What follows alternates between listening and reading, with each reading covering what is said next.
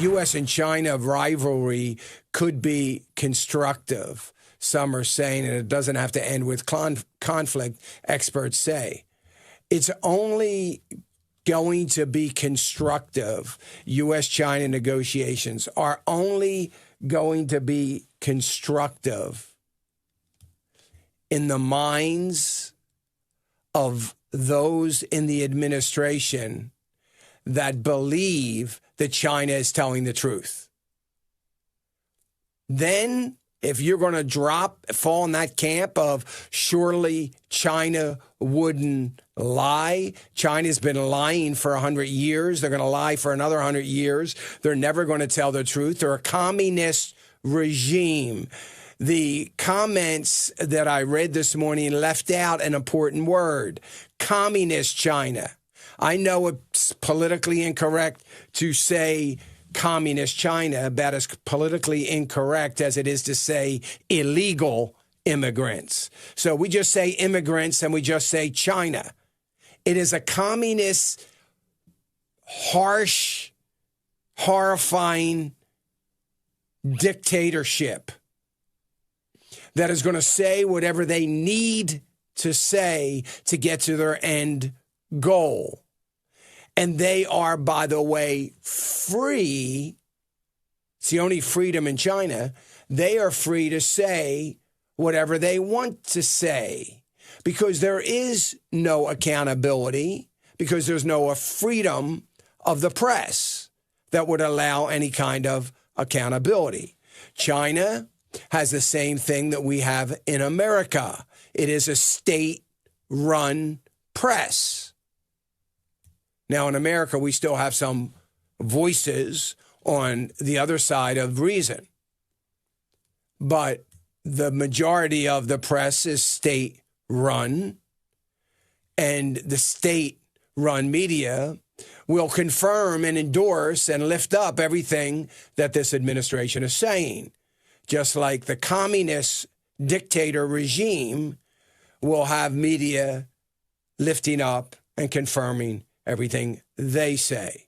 So the notion that China and the U.S. rivalry, or at least when it comes to trade, could be constructive is, I'll be nice and say, is naive at best. I won't talk about the insanity that it truly is. So, but that's how they're going to work. You know, they're going to work based on, well, you know, the government said of China that they're not going to do this anymore. Oh, well, that's good enough. Surely they will. Why do you think they hated Trump so much? He called them out on it and held them accountable for it. And the way he held them accountable was no deal. It isn't any more complicated than that.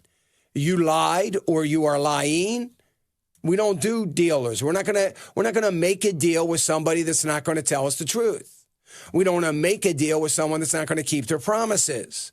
We don't want to make a deal with somebody that is only out for themselves and doesn't care about what is fair or not for the other people they're working with. That is irrelevant to them.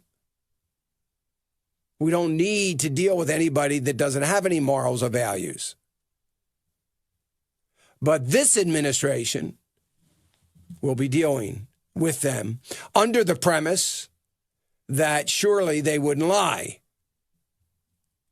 I think what it does is it exposes American diplomats and American negotiating practices as ignorant and naive.